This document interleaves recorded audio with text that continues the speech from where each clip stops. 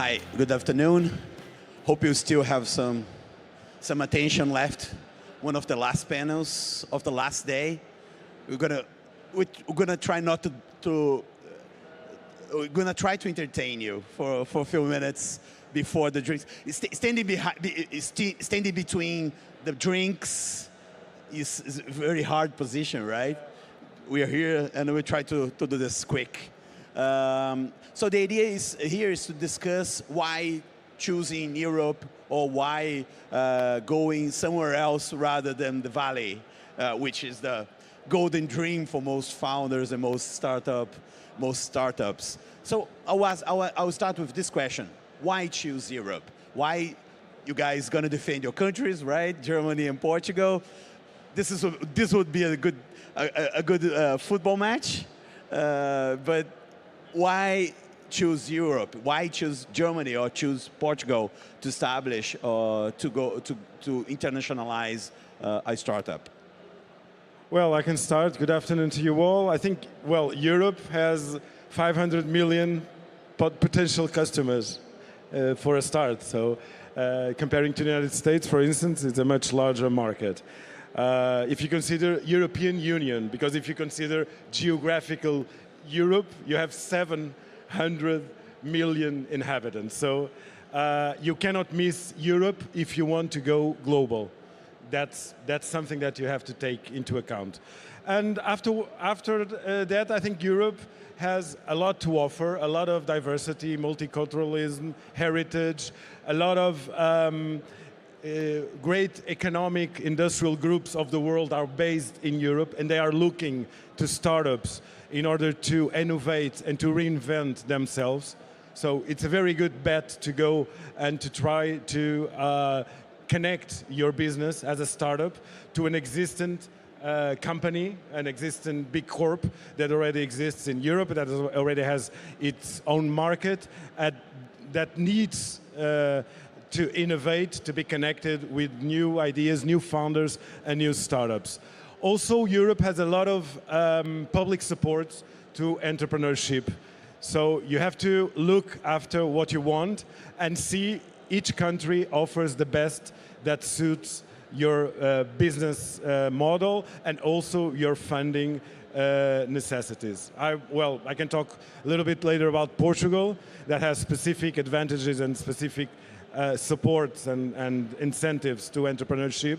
But I would say that all over Europe, you will find a very vibrant startup ecosystem that is really doing a great job in order to put Europe as a great destination for new ventures in the world.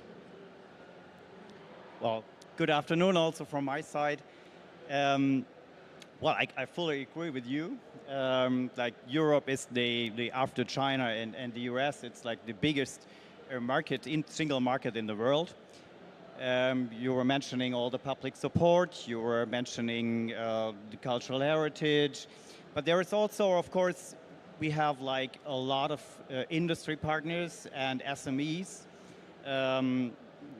because when you're a startup, you're looking forward to cooperate, of course, with SMEs or industries, big corporates. And when it comes to the SMEs, they are lacking a lot of time. They are lacking a digital strategy, and they are really looking forward to innovative solutions from startups coming from all over the world. And there's really a need for them to buy these technologies from startups. So there is also a private sector, an industry sector, which is really looking forward to and is really looking forward to have startups from abroad coming to Europe and cooperating with them. Good. So, as Antonio mentioned, what are your countries offering as you are representing them here? What is Portugal offering? What is Germany offering for those founders or those companies that maybe want to go? Well, I would say that Portugal has been through a revolution in terms of entrepreneurship comparing to 10 years ago. I will just give you a couple of numbers.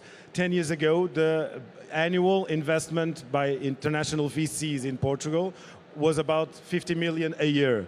In 2021, 1.5 billion euros were invested in Portugal, in Portuguese startups, by international VCs. So you can imagine the difference that this makes. We have, in terms of relative proportion, we have more than the double of the unicorns that Spain and France, for instance, have, Italy also. That means that the number of unicorns divided by the gross domestic product or the population in Portugal is really higher than other countries in Europe. This means that we take care of this community. And starting up a business, as you know, is all about community. The support of the community is really relevant. But founders cannot do their job if they don't have specific advantage that translate into income and to profit at the end of the year. And Portugal last year legislated a new startup law that for the first time has a legal definition of startup and scale-up. We are the only country in the world that has a law that defines startup and scale-up. And this is necessary. Why? Well, I don't know if you know, but for instance, in Brazil, it's really hard, or in other countries in Europe, it's really hard to know what exactly is a startup. So we started by doing that because it's important to deploy public grants and public supports and incentives to this specific type of companies. Together with this new law, we launched a special fiscal regime to stock option plans that is the most competitive in Europe. A tax rate of only 14% applicable on the moment of liquidity. That is when you change the stocks per cash. It's the best that you have in Europe. We also have a special regime that if you want to recruit foreign workers to work to your startup in Portugal, then the workers, if they are employed by a startup, benefit from a 10-year, 20% rate IRS during that period, during 10 years. So it's an important incentive to attract and to retain talent. Also, we have a network in the country of 138 incubators that really help founders and startups to do their job. I'm the executive director of Startup Portugal. We coordinate this network of incubators in Portugal, and they are really doing an important job in connecting entrepreneurs with investors, with local communities, with universities, and with the other stakeholders in the field. So these are some of the reasons why you should consider Portugal as your destination. Obviously, we are seen by Brazilians as a good door of entry to Europe. We speak the same language, Portuguese, so culturally we are very, very close. We are the 7th most safest country in the world. So we have a strategic localization, Western Europe, halfway to the United States. We are the 6th most proficiency country in terms of English speaking. So we also speak very well the international language of businesses. And of course we have 300 days of sunshine a year. So what are you waiting for? You let what are you waiting for? That's going to be tough to match, Jochen. Well, Jochen, I'm calling him Joaquin because Jochen in German is Joaquin. So Joaquin, it's going to be hard to match. fine. You are actually, yeah, we have less than 300 days of sunshine, I have to admit. Maybe fewer days. However, we also have something to offer. So our government, our federal government, passed a startup strategy 2 years ago, and there's a lot of interesting things inside it. But first of all, the fact that the federal government passed this startup strategy shows that startup policy is right at the center of German politics, and that it's a key priority of the federal government, and that Germany is also an attractive country to make business and to run a startup. And like the key elements of the startup strategy, it's first of all, it's funding. It's all about funding.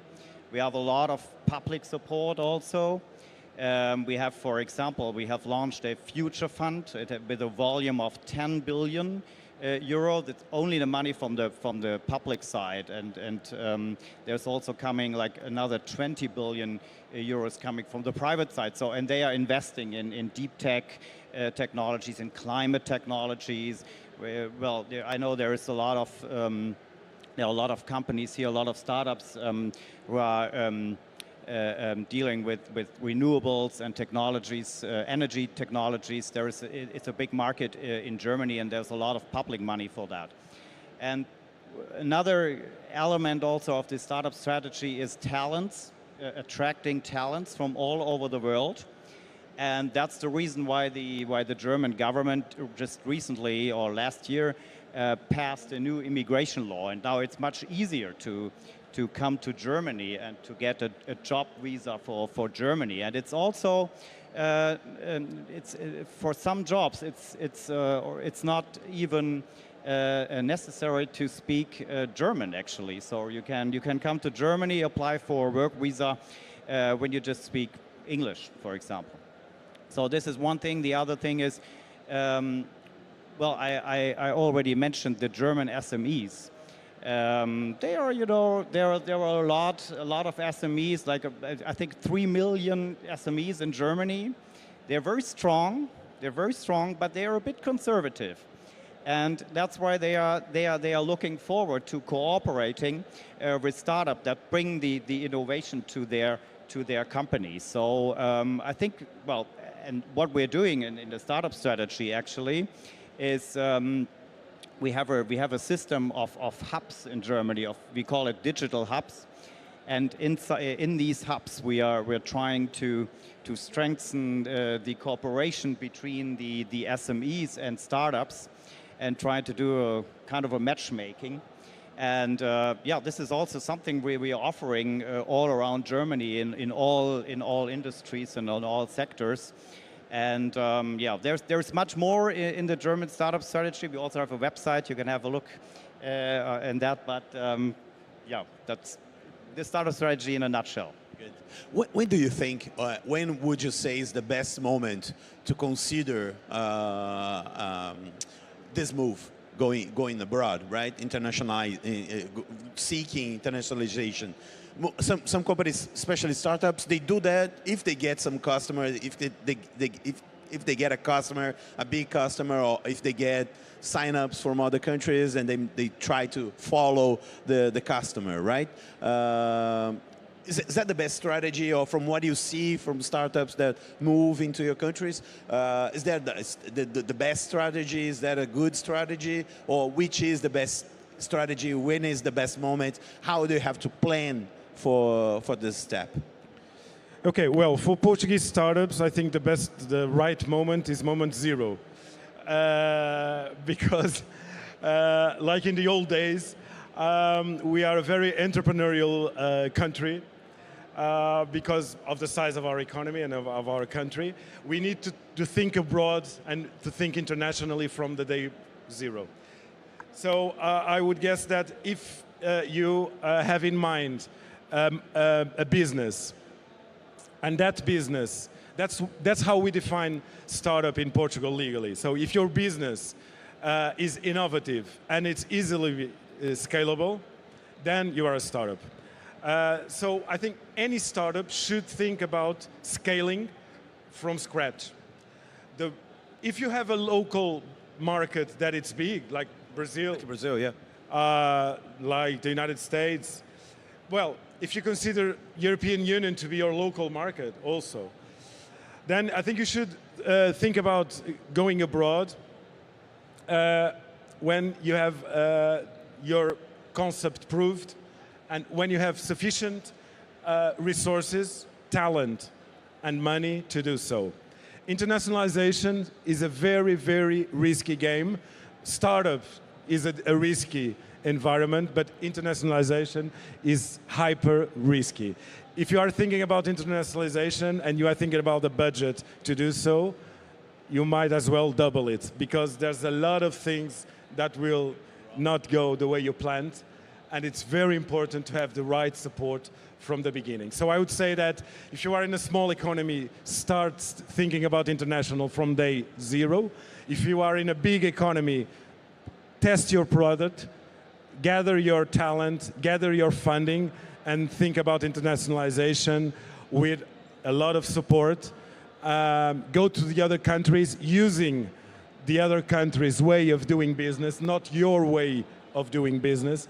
So support yourself with what the Destiny country does and plan it very well. Well, I completely agree with you.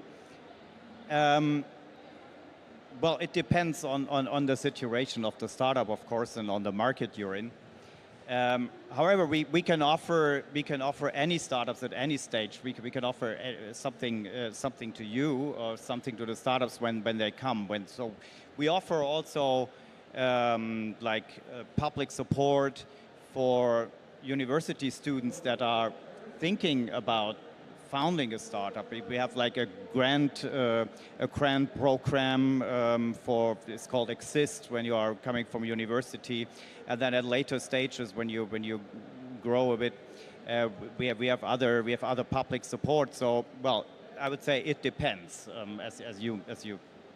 I would just add maybe that it's important for you to know the markets and use, for instance, programs. I guess in Germany you have the same type of thing, but for instance in Startup Portugal, we take annually almost 100 startups to meet other geographies and other countries. And when preparing that, we schedule meetings with the relevant entities of these countries, the stakeholders. And this is a good way of knowing in practical terms, meeting with the right people. So use your public support when available to go into international missions, business abroad missions like in Startup Portugal. And this type of support is really important in order to know and to test your product abroad.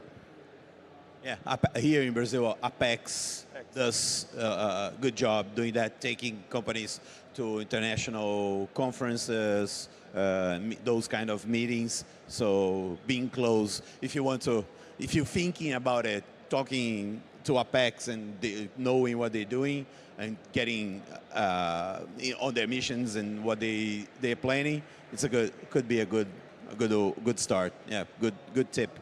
And talk a little bit about your ecosystems, right? The panel mentions ecosystems as well. So we spoke what you're offering, some tips, but locally, if I want to think about going there or want to know a little bit about the market, how is the German startup scene right now, and how is the Portuguese startup scene right now? You mentioned some VC numbers, but where are the opportunities? Which are the main trends in Portugal, and which are the opportunities, the main trends in Germany?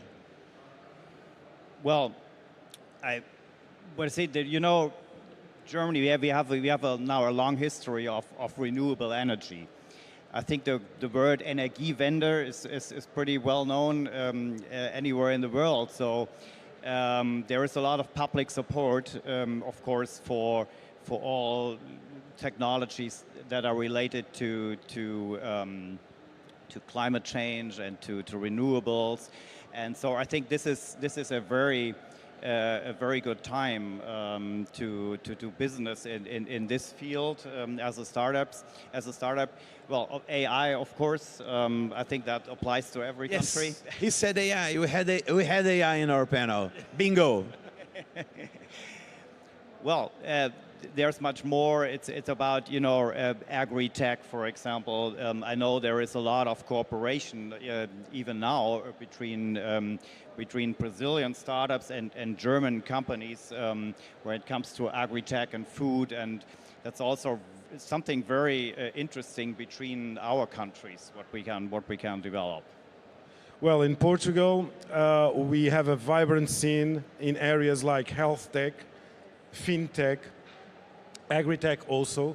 In terms of renewables, we are one of the most developed countries in Europe. We are meeting the targets of the Paris Agreement 5 years before the date scheduled. So we are really 80% of the energy consumed in Portugal already comes from renewable sources. So we are really a top of class, I'd say, example of that, but also in areas like blockchain, cryptocurrency. We still didn't over-regulate these areas. It's very important not to spoil the market by doing that.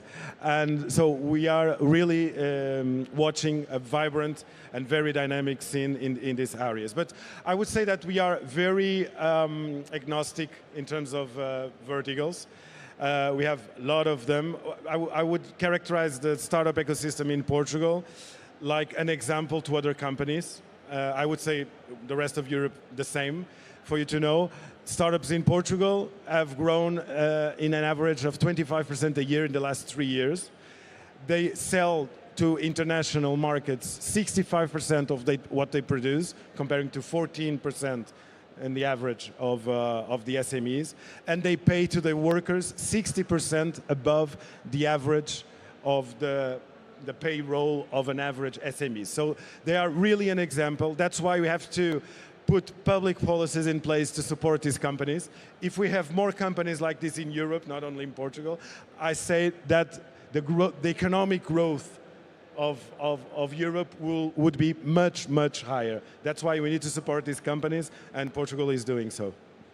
And how you see, your countries have gone out of the VC winter yet? Or how you see the overall market for startups and venture capital? Is it sunny already, or we're still frosty?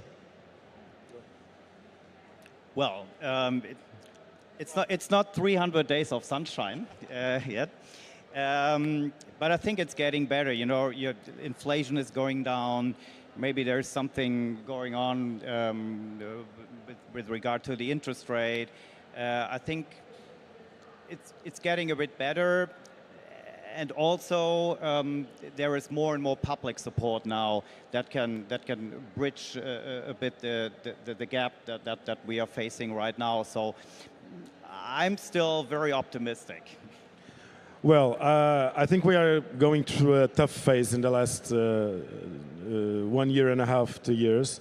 I would say that until now, this year, we have already raised the same amount of VC funding than the whole 2023. So I think we are going to be better this year, but still low, maybe lowest than 2021.